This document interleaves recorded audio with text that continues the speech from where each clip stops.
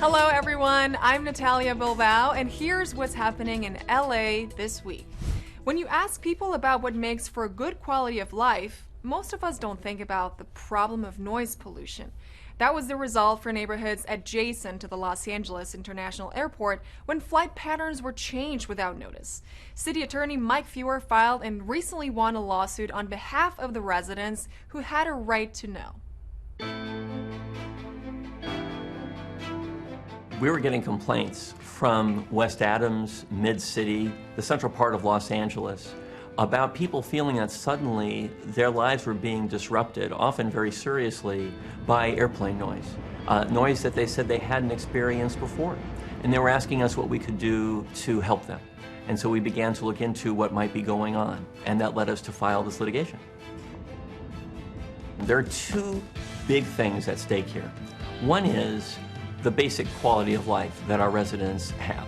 We're fighting to make that quality of life as strong as it can be. But there's something else going on too, and that is our residents have to have a voice. In this case, those two issues come together because the residents of the city of Los Angeles and the city as a whole didn't have the opportunity to weigh in before significant changes were made to where planes would fly over Los Angeles. That's what's at stake here. And that's what the court said. The court said that the Federal Aviation Administration that controls these flight patterns had failed to take into account input from our residents and the city, hadn't given us an opportunity to weigh in before they made important decisions. That's what this case is about. It's should the FAA be accountable for following basic federal environmental law? And the answer is absolutely.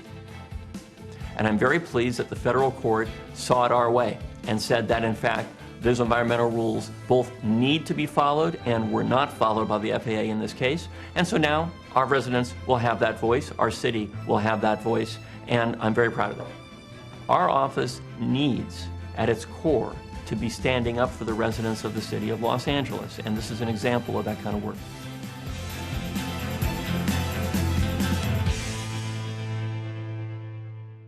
City Attorney Mike Feuer recently announced that he will once again be challenging the FAA in court on behalf of residents. This time, Mr. Feuer will file a lawsuit over alleged violations of the environmental review process at Burbank Airport. In conjunction with National Summer Learning Week, U.S. Secretary of Education Miguel Cardona attended a field day event as part of the Push for the Ready, Set initiative.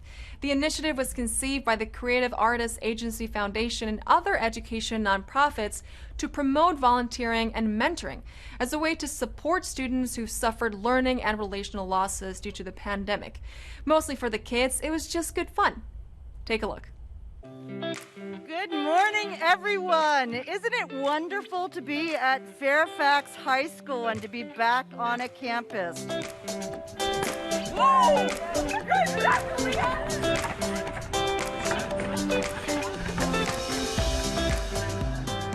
Ready Set is a coalition powered by CAA, Mentor, and AmeriCorps with a simple call to action. Be a part of America's Student Support Network. For 26 years, CAA has been committed to supporting public education. We believe that through our resources and our networks and our relationships that we have the power to do social good. So we decided to create Ready Set, which is a call to action to be a part of America's Student Support Network. They can go to getreadyset.org and they can find out about opportunities to mentor, to tutor, or to serve in AmeriCorps, and they can do that by putting in their zip code. It's that easy. When I was told what's happening here, I was just like, I love this. Mentorships are so important. I am where I am today because of the incredible mentors who showed me my potential and helped me navigate systems and open doors. Bueno, es nuestra responsabilidad y para mí un orgullo ser parte del gobierno para poder ayudar a los estudiantes, las familias que fueron afectados de una forma seria por la pandemia, especialmente la comunidad latina que sufrimos bastante. Vamos a seguir adelante, sabemos que lo podemos hacer juntos y vacúnense si no lo han hecho ya. We owe it to them to be able to wrap our arms, our hearts, our minds around them. We all have to lock arms and do the very best to get our students re-engaged, reconnected, and not just with academics, but really with each other.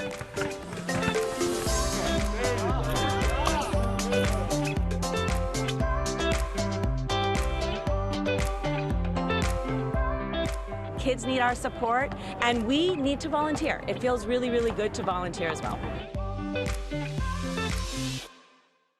House Speaker Nancy Pelosi joined U.S. Representatives Jimmy Gomez, Judy Chu, Karen Bass, and other local leaders in celebrating the new expanded child tax credit. The event was held to help inform Angelenos about the scope of the expansion and to put a human face on all the good that will come from it. Working class families continue to struggle to pay the bills and rebuild their savings. But starting today, millions of families in Los Angeles and across the country are going to get some more help. They're going to start receiving payments through the enhanced child tax credit that amount to hundreds of dollars each month through the end of 2021. This is a day when it's a promise fulfilled. President Biden in his campaign said that help is on the way. Today, help is here. Y estoy aquí presente para apoyar a la agencia, ya que nos ayudó en lo más necesitado durante la pandemia, pues. Tuvimos recaídas bastante referente, no a enfermedad, pero sí en pagos de rentas, comida, en la alimentación, pues. También nos sentimos agradecidos del señor Jimmy Gómez y Nancy, ya que son es un apoyo que nos han dado ellos también. Child tax credit has been one of the most effective tools Congress has had to support working families because it's refundable, meaning that you don't have to owe taxes in order to collect it. Collecting the child tax credit will not affect SNAP benefits, Medicaid, TANF cash assistance, SSI, or other public benefits. Once legislation is done, once it is signed, then we have to make sure that everybody knows that it's there, that that check is coming, not to be afraid when $300 shows up in their account. It wasn't a mistake. When people ask me the three most important issues facing the Congress, I always say the same thing. Our children, our children, our children.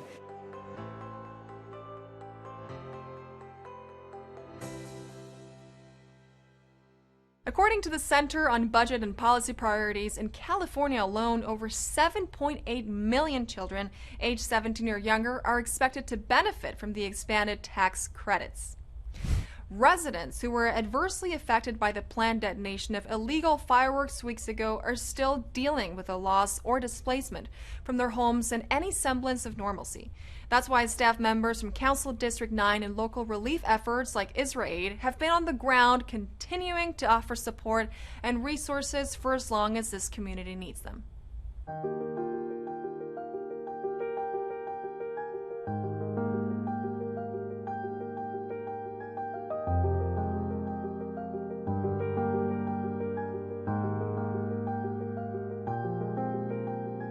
Since this unfortunate incident, the councilman's office and our staff has been on the ground every day assisting those residents with whatever resources and services. For those residents that are currently unable to go back into their homes, we're working with a local restaurant vendor to provide them with delivered meals, breakfast, lunch, and dinner, and we plan on doing that until we get folks back into their homes. The communities here have been really facing a lot. They were at home at 7:30 at night cooking dinner, and then all of a sudden they hear an explosion. They come home, they don't have electricity. Hola, buenos días. We're happy to be able to bring these fresh food items and packaged goods and hygiene items so that these families can come back to some sort of normalcy during these next few weeks as kind of they go back home. ¿Cuántas personas en tu familia?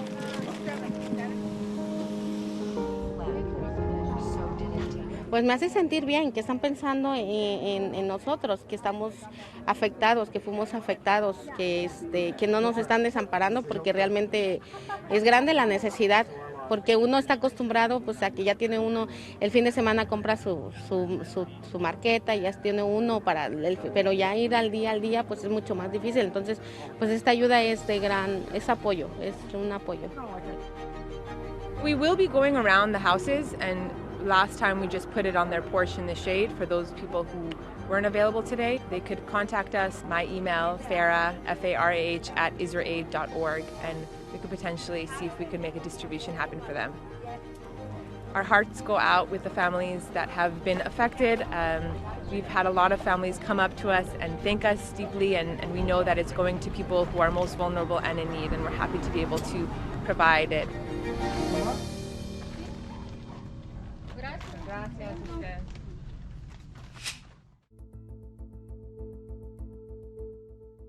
This is an update on the information gathered in the aftermath of that catastrophic explosion that occurred on Wednesday evening, June 30th, in the 700 block of East 27th Street, when the department's bomb squad attempted to safely detonate some illegal explosives that were found among a large amount of illegal consumer fireworks. I'm also grateful that this incident did not result in any loss of life, including the countless community members who were senselessly exposed to the clear and present danger created by the alleged criminal actions of Mr. Arturo Sija when he chose to store more than 16 tons of fireworks and illegal explosives at his house on a residential street. During the removal process of the packaged consumer fireworks, the bomb squad located a significant quantity of illegal explosives in various locations at the residence. The bomb squad determined that these could not be safely transported from the scene due to their condition. The LAPD bomb squad, with the approval of the Newton Area Incident Commander, attempted to render them safe through the use of the department's Total Containment Vessel, known as a TCV, while at the scene. At 7:37 Wednesday night, the detonation resulted in the catastrophic failure of the TCV, causing the blast effect that injured 17 community members and a significant property damage to the surrounding area. Based on the information gathered to this point, it's believed that the net explosive weight placed into the TCV exceeded its rated capacity. This preliminary conclusion is based on the maximum capacity of the TCV. Fireworks in general and homemade pyrotechnic explosives in particular are the most dangerous items that law enforcement and bomb squad technicians come across when it comes to rendering the items safe. Know this, ATF is committed to getting the right answers in this investigation. Once the report is complete by the NRT, it will be peer reviewed at NCEDR and it will be submitted to LAPD. It will be a totally transparent process and ATF is not going to hold anything back. I want to personally express my apologies to every resident, business operator, and customer that was traumatically impacted by this incident. I'm sorry that this occurred.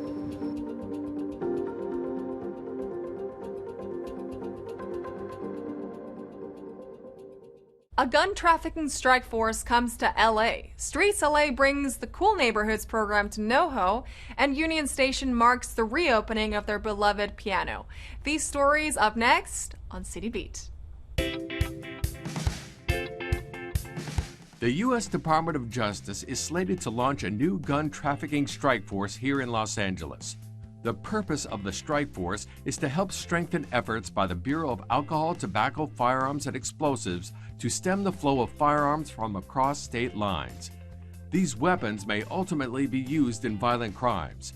City Attorney Mike Feuer was quoted in a tweet as saying, "This action by the Biden administration is timely and needed with gun violence surging by 70% in LA for the first 4 months of the year." Other cities that will receive funding for a gun trafficking strike force include New York, Chicago, Washington, D.C., and the San Francisco Bay Area. This action comes from the Biden-Harris White House in response to the national rise in the number of homicides. The Los Angeles Bureau of Street Services is bringing its Cool Neighborhoods program to North Hollywood. Streets LA will be using cool surfacing, a technology validated by NASA Jet Propulsion Lab and developed with researchers at UCLA, USC, and Arizona State. The reflective treatment has proven to decrease surface temperatures by about 10 degrees Fahrenheit in some Los Angeles neighborhoods. One study estimated that using cool surfacing citywide could save Los Angeles $15 million in annual cooling costs. In addition to North Hollywood, Streets LA will be installing cool pavement to over 200 blocks across 8 LA neighborhoods, starting in mid-August. The beloved piano at Union Station is reopening for the summer. and Metro Art Presents will mark the celebration with a virtual performance series called Play On. The virtual pop-up will highlight piano performances from a diverse array of Los Angeles-based talent. Musicians featured in the series will include keyboard maestro Brandon Coleman, emerging Arab and Muslim American composer Danya Gerard, multi-genre keyboardist Jonathan Montez, and many more. Performances will air nightly at 7 p.m. across Metro, Metro Art Presents, and Union Station social media platforms. For more information, visit metro.net/about/art.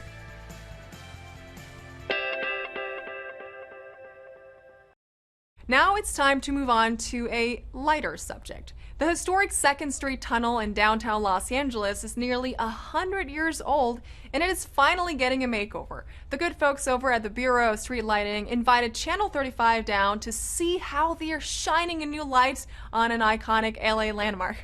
I'm sorry, I couldn't resist.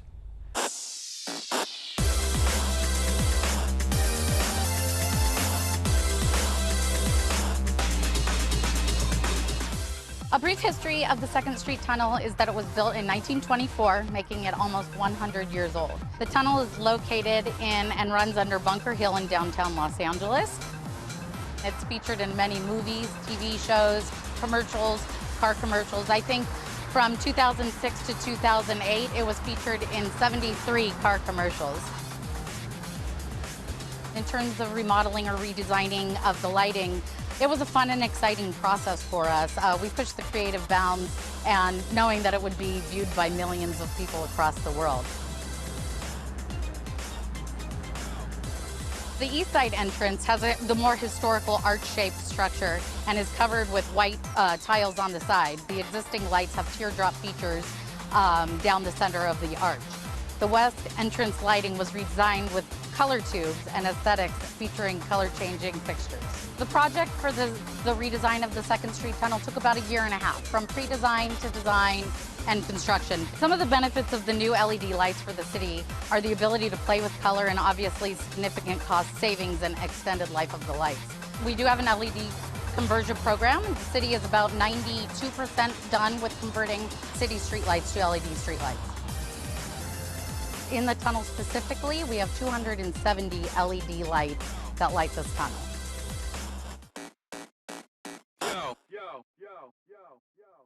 It bears repeating that you can find out about almost anything you need at the library, from fiction books and magazines to resource information and free internet. And you get access to all that through this one little card.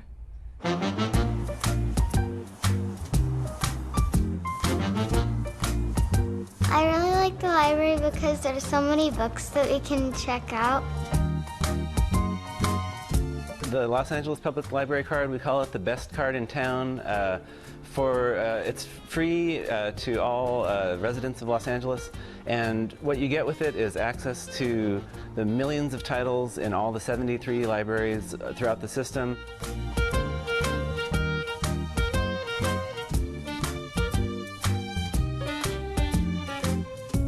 It's free and it covers all of your learning and entertainment needs, and it's a great deal, and it makes you part of our Los Angeles Public Library community.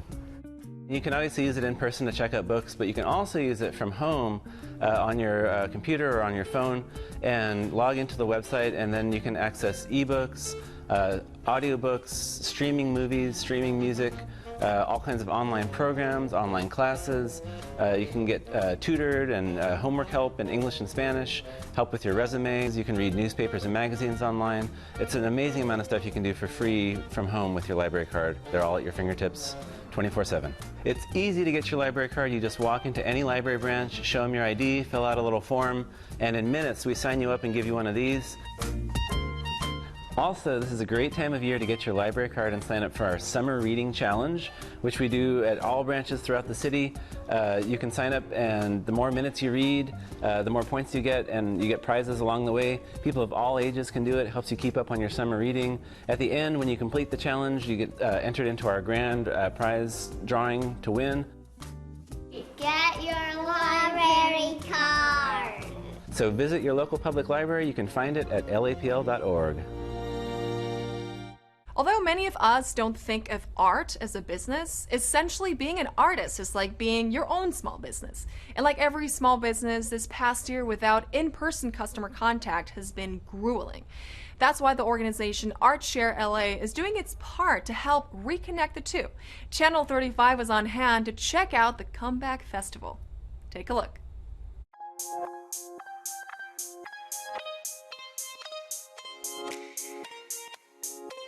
So today is all about coming back together as a community of artists, of art lovers, of patrons, of citizens of Los Angeles. We put on the Comeback Fest, which is 120 artists being featured here on the street today, from vendors and crafters to dancers, poets, musicians on the stage, artists in our gallery space, and filmmakers in our theater. Coming from 2 years of the lockdown and the social distancing and all those things, it's the art is showing in the virtually, but I still feel is people has to be seeing the art by themselves for the impact his art has. It's not about seeing in the art in the computer screen and mobile screen.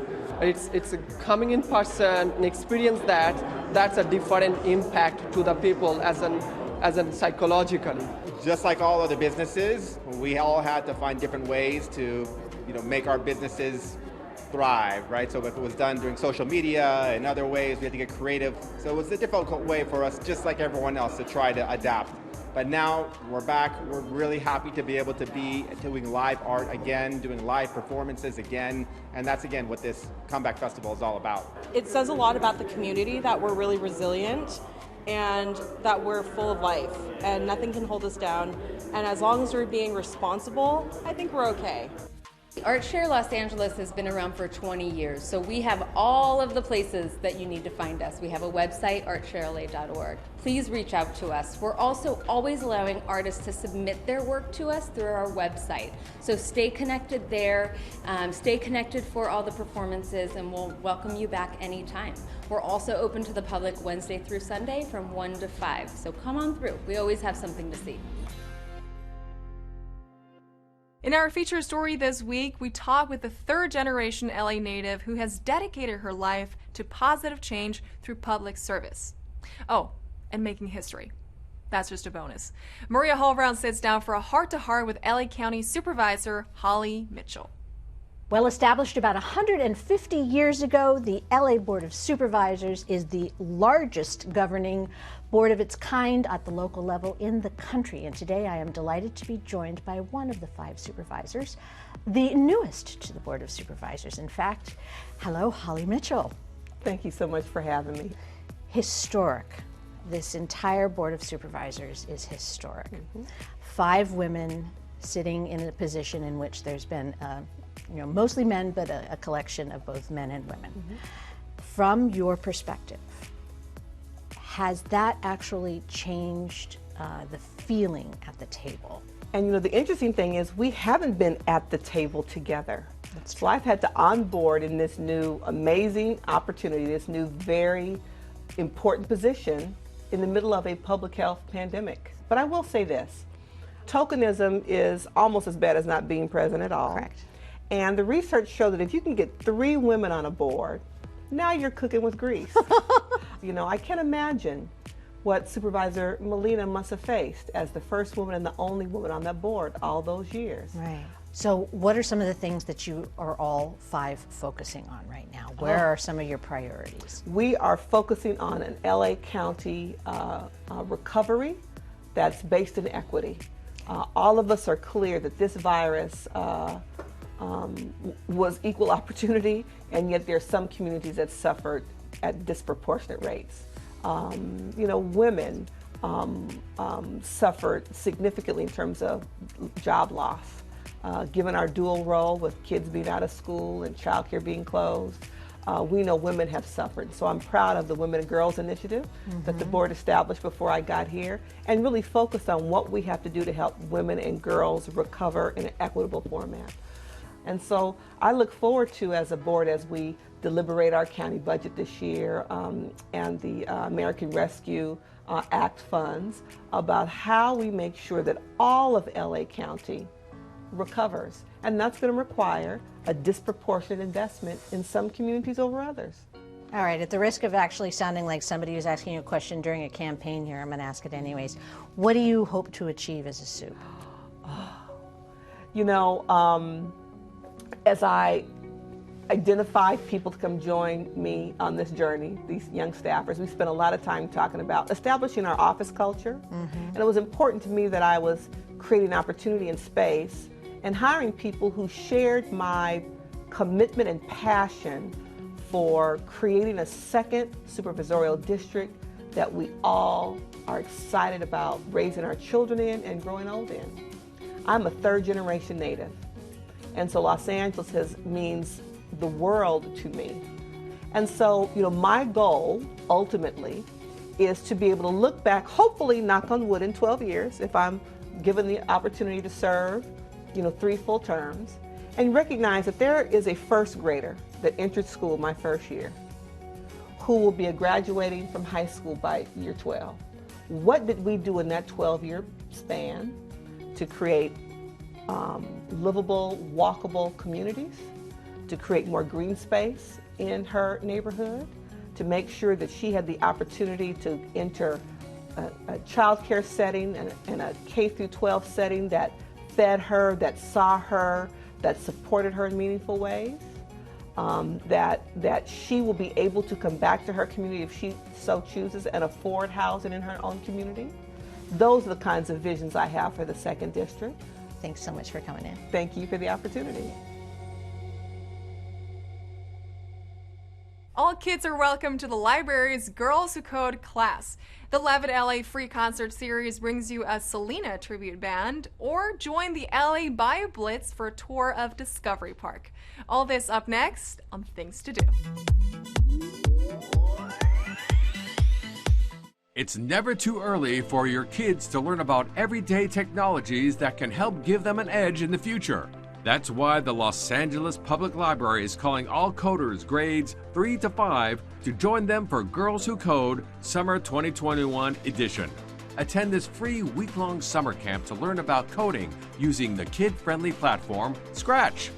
It is the mission of Girls Who Code to close the gender gap in technology and to change the image of what a programmer looks like and does. Girls Who Code runs from July 26th through July 30th at 3 p.m. Visit lapl.org/events to find registration information.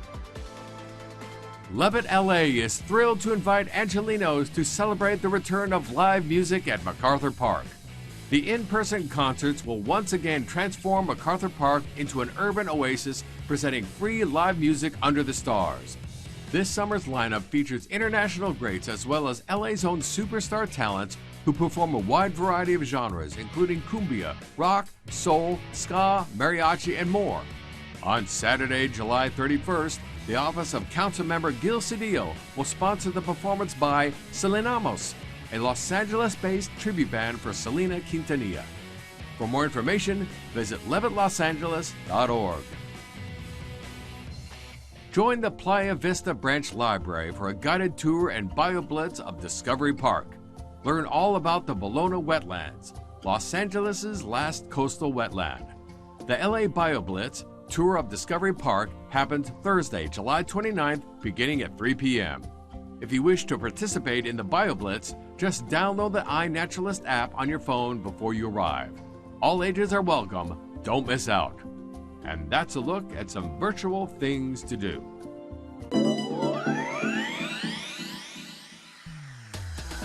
And that's it for this edition. I'm Natalia Bilbao, and from all of us here at LA This Week, thank you so much for joining us. A reminder that you can catch us online at lacitywiew.org, and we're also on Facebook, Twitter, and YouTube. See you next time for more LA This Week.